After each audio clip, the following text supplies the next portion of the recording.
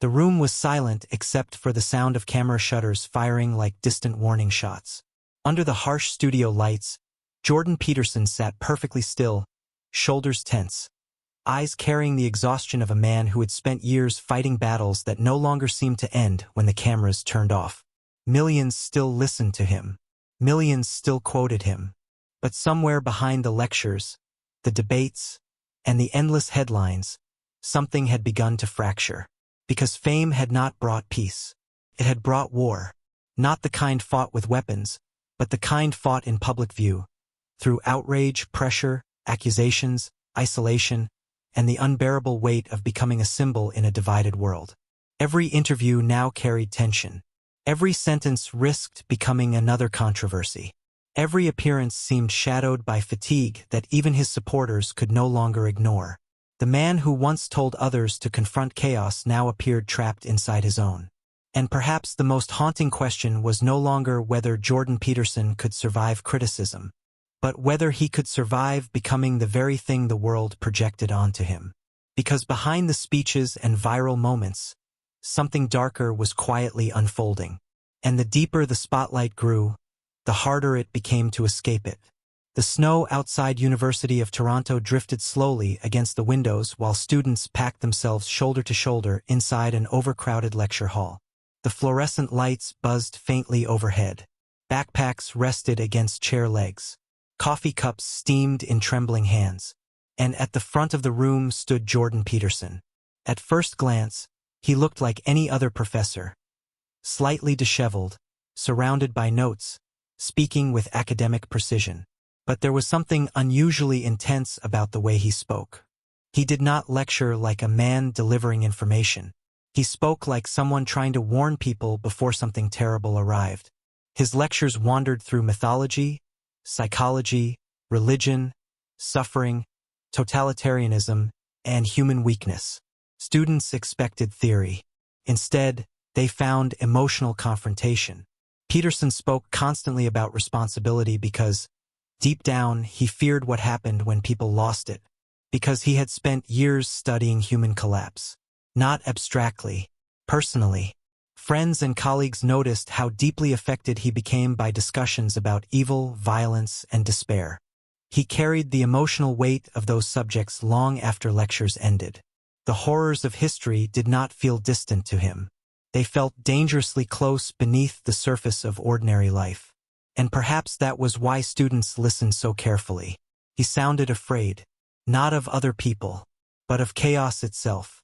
Scene by scene, lecture by lecture, his reputation quietly spread beyond campus walls. Clips of his talks appeared online. Young people struggling with anxiety, purposelessness, and isolation found something strangely comforting in his message.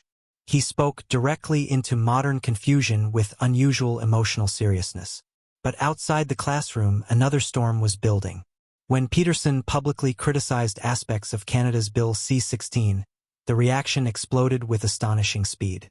What began as a political disagreement transformed almost overnight into international controversy. Television crews appeared. Protesters gathered. Interviews multiplied. Suddenly, the professor was no longer just teaching psychology. He had become a symbol. Supporters praised him as courageous. Critics condemned him as dangerous. Online debates turned vicious within days. His name spread across headlines faster than he could emotionally process what was happening. And beneath the growing noise, something subtle began changing inside him. The privacy disappeared first. Then the silence. Then the ordinary rhythms of life. Every public appearance now carried tension. Every sentence risked becoming another viral storm. Cameras followed him through hallways, auditoriums, airports, and television studios. The internet dissected his facial expressions, tone of voice, pauses, and emotions with relentless intensity. Yet Peterson kept speaking, sometimes with confidence, sometimes with visible strain, because somewhere deep inside, he genuinely believed society was entering dangerous territory. And that belief pushed him forward even as the pressure intensified around him. But fame is rarely experienced as triumph in real time. Often it feels like losing control. The larger Peterson became publicly, the smaller his personal world started becoming privately. Time disappeared into travel schedules, interviews, debates, online outrage, and endless public conflict.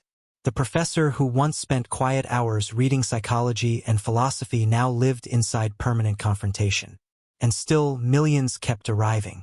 Students, journalists, critics, admirers, protesters. Everyone wanted something from him. Answers, validation, a villain, a hero. But almost nobody asked what constant exposure was doing to the man himself. Late at night, after interviews ended and audiences disappeared, exhaustion lingered in the silence around him. The emotional intensity that once energized his lectures now seemed to consume him from within. And though the world saw a man rising toward global influence, those closest to him were beginning to notice cracks forming beneath the surface. Because chaos, the thing Peterson spent his life warning others about, was no longer theoretical anymore. It was becoming personal. And soon, the psychological pressure would grow far heavier than anyone outside his family could fully understand. The theaters kept getting larger. What began as university lectures evolved into sold-out auditoriums filled with thousands of people waiting silently for Jordan Peterson to walk onto stage. The lights dimmed. Music echoed softly through massive halls. Audience members leaned forward with anticipation usually reserved for celebrities or political leaders. But Peterson never looked entirely comfortable inside the spectacle. Even as fame exploded around him, there remained something tense in his posture, something weary behind the applause. His book sales soared. Interviews accumulated by the hundreds. Viral debates turned him into one of the most recognizable intellectual figures in the world. Young men especially gravitated toward his message about discipline, responsibility, and meaning during a time when many felt psychologically lost. To supporters, he sounded like clarity in an age of confusion. To critics, he sounded dangerous. And Jordan Peterson increasingly found himself trapped between those two realities. The internet magnified everything. Every emotional moment became a clip. Every sentence became ammunition. Supporters defended him with near-religious intensity, while critics analyzed him with equal obsession. The man himself slowly disappeared beneath the projections of millions. Hero, fraud, teacher, threat, father figure, extremist. The labels never stopped. And neither did the pressure. Travel consumed his life. Hotels blurred together. Airports became routine. Interviews stretched late into the night before beginning again the next morning in another city entirely. Even moments meant for rest became opportunities for confrontation online. His family noticed the exhaustion long before audiences did. There were subtle signs at first. The constant fatigue, the emotional volatility, the inability to disconnect mentally from public conflict. Peterson had always been psychologically intense, but now the intensity seemed fused permanently to stress. Conversations circled endlessly around controversy, backlash, public attacks, and fear about where everything was heading culturally. The world wanted certainty from him every day, but certainty is exhausting to perform continuously, especially for someone privately carrying anxiety of his own. During interviews, viewers occasionally caught glimpses beneath the intellectual armor. His voice would crack unexpectedly. Tears would appear suddenly during discussions about suffering, pain, or human despair. Those moments made some people trust him more deeply. Others mocked him for it. But emotionally, the effect was devastating. Because vulnerability online rarely receives mercy. The attacks intensified with fame. Articles questioned his motives, character, and psychological stability. Critics dissected his language with forensic precision. Social media transformed disagreement into permanent emotional warfare. Yet Peterson kept moving forward almost compulsively. Lecture after lecture, debate after debate, interview after interview, as though stopping might allow the pressure to finally catch him. And beneath all of it existed another growing problem few outsiders fully understood. His health was deteriorating. Stress had evolved into chronic anxiety. Sleep became increasingly difficult. Emotional exhaustion settled into his body like weight he could no longer remove. To manage the overwhelming tension, Peterson began relying heavily on prescribed medication. At first, it seemed manageable, temporary, controlled. But psychological strain has a way of quietly deepening dependency before people fully recognize what is happening. Meanwhile, the public only saw fragments. The viral clips, the headlines, the applause. Not the private exhaustion afterward. Not the fear.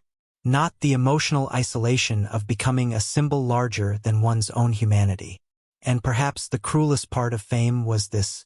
The more people believed Jordan Peterson understood suffering, the less anyone noticed he was beginning to drown in it himself.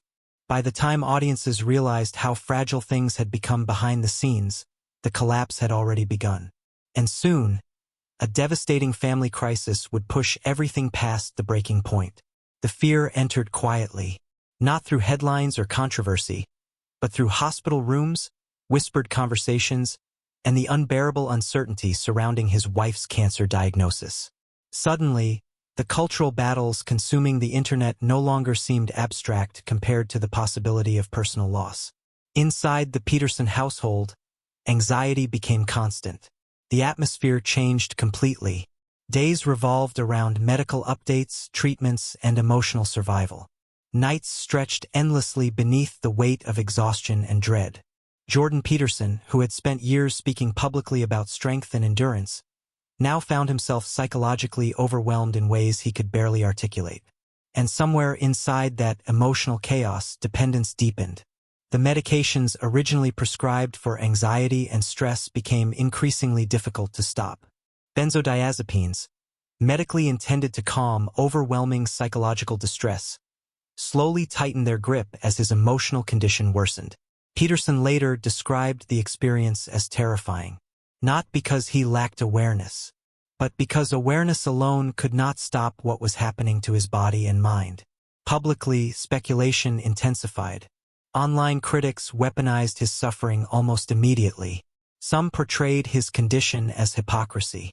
Others mocked the collapse of a man associated with discipline and personal responsibility.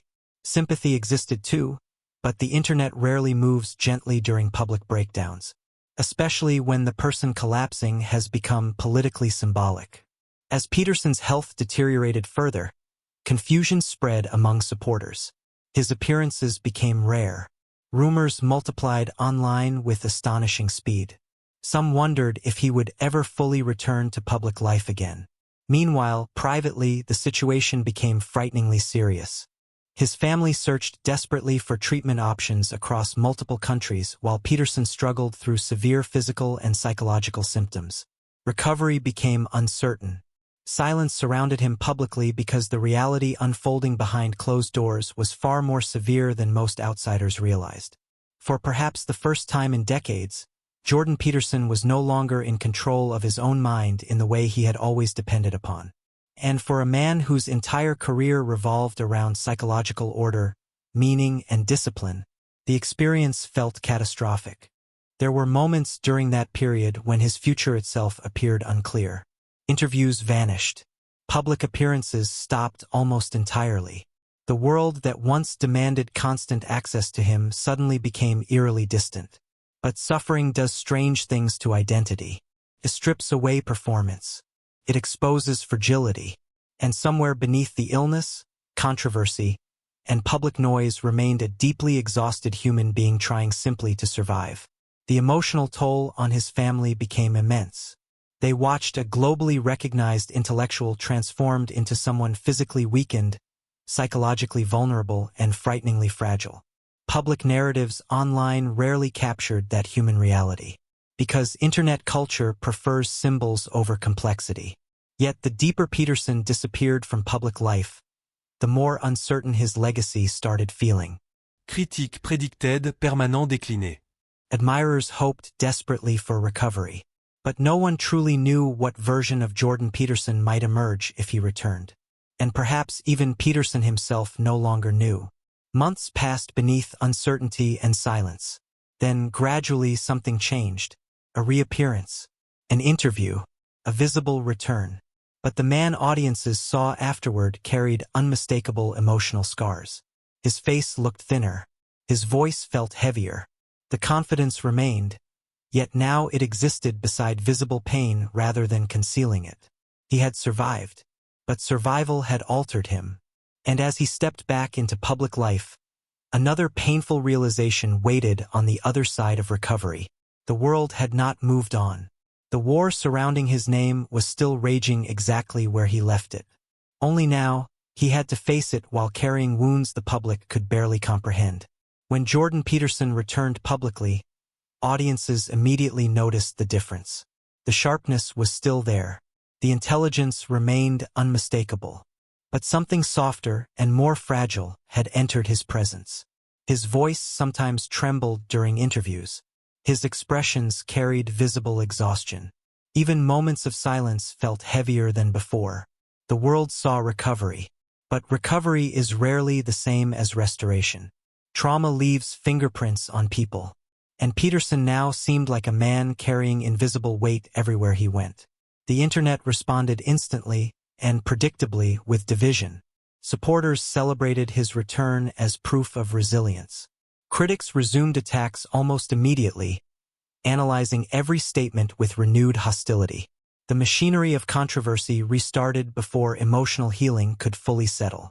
It was as though public life refused to grant him permission to simply recover quietly. Instead, he returned directly into battle. Interviews became emotionally charged again.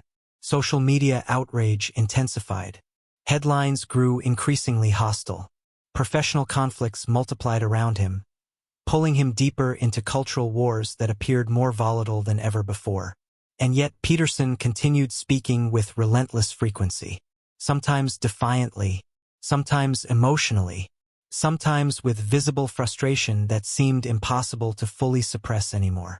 There were moments during conversations where fatigue surfaced openly in his face, almost as though the psychological cost of constant conflict had become physically impossible to hide.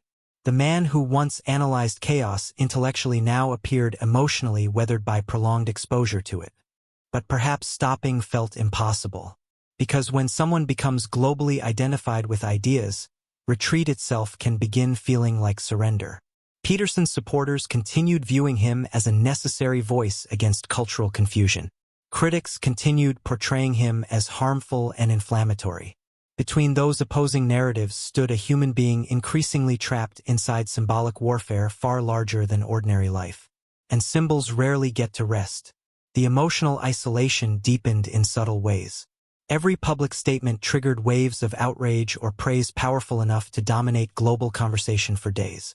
Social media transformed ordinary disagreements into existential conflict. Peterson's name itself had become emotionally charged, capable of provoking admiration, anger, loyalty, or hostility almost instantly. That level of public intensity changes people. Not overnight, but slowly, continuously, until even quiet moments begin carrying tension. Friends and observers noticed how permanently online conflict seemed fused to his daily existence. Public scrutiny no longer arrived in waves. It existed constantly, like background noise that never fully disappeared. And perhaps the strangest part was this. Even critics who despised him could not stop watching him. Because Jordan Peterson had become something larger than a professor, author, or speaker. He had become a cultural mirror reflecting modern fears about identity, masculinity, politics, truth, and social change. Which meant the conflict surrounding him was no longer merely personal. It was symbolic, and symbolic wars rarely end cleanly. Still, Peterson continued forward. Through interviews, podcasts, lectures, books, debates, as though motion itself kept despair at distance. But underneath the persistence remained a visible emotional toll. One audiences could increasingly sense even when they interpreted it differently. Some saw courage. Others saw instability. But almost everyone recognized the strain. Years of scrutiny had changed him. Years of controversy had hardened and exhausted him simultaneously. And the deeper he remained inside the spotlight, the more one terrifying possibility emerged. What if there was no longer any path back to ordinary life at all? What if the battle itself had become permanent? Because for Jordan Peterson, public existence no longer seemed like a career. It looked increasingly like survival. And the cost of that survival was still unfolding in real time. Fame changes shape over time. At first, it arrives disguised as recognition. Audiences growing larger, voices growing louder, influence spreading farther than imagined. But eventually, for some people, fame transforms into something heavier, a condition of permanent exposure. And for Jordan Peterson, that exposure never truly stopped. Years after the controversies first exploded, his name still triggered fierce emotional reactions across the world. To admirers, he remained a voice of discipline, meaning, and honesty during cultural instability. To critics, he represented division, controversy, and ideological danger. But beneath those interpretations existed a quieter reality rarely discussed with equal intensity: the psychological cost of becoming symbolic. Because symbols are not allowed ordinary humanity.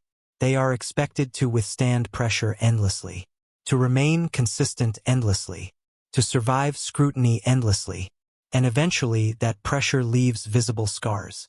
By now, Peterson's public appearances carried emotional complexity impossible to ignore. Sometimes he appeared energized and intellectually sharp.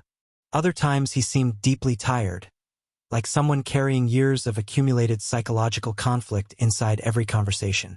The world continued debating what Jordan Peterson represented. But far fewer people asked what the experience had done to Jordan Peterson himself.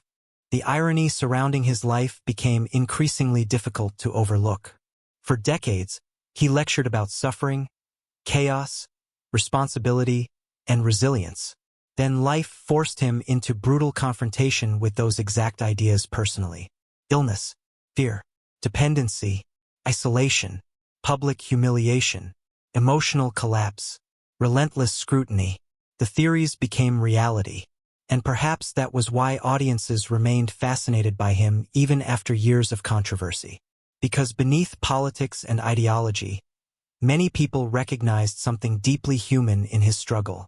A man attempting to remain psychologically intact while millions argued over his existence. Yet the spotlight never softened. Every new interview reignited conflict. Every statement generated headlines. The internet continued treating him less like a person and more like territory to fight over. Supporters defended him passionately. Critics condemned him passionately. Both sides often seemed to forget the emotional consequences of permanent warfare on a human nervous system. But maybe that forgetting is inevitable in modern culture. Because digital conflict rewards intensity, not empathy. And Jordan Peterson became one of the most emotionally intense figures of his era. Still, despite everything, he continued speaking. Not perfectly, not peacefully, but persistently. And perhaps persistence itself became the final defining trait of his public life. Not victory, not defeat, endurance. The story ultimately refuses simple conclusions because Peterson himself resists simple categorization. To some, he changed lives positively. To others, he contributed to harmful cultural divisions. Both perspectives continue existing simultaneously, fueling endless debate that likely will not disappear anytime soon. But beyond ideology lies a more haunting question. What happens to a person after years of becoming a battlefield for millions of strangers? What remains of identity after endless projection, outrage, admiration, criticism, and scrutiny? And can anyone truly emerge psychologically untouched from that experience? Late at night, after cameras shut off and audiences disappear, those questions likely linger in silence far louder than public debates ever could. Because perhaps the real tragedy of modern fame is not hatred, nor controversy, nor even collapse. Perhaps the real tragedy is that the world often stops seeing the human being long before the human being stops suffering. And somewhere beneath the headlines, arguments, interviews, and endless public noise, Jordan Peterson still remains exactly that: human.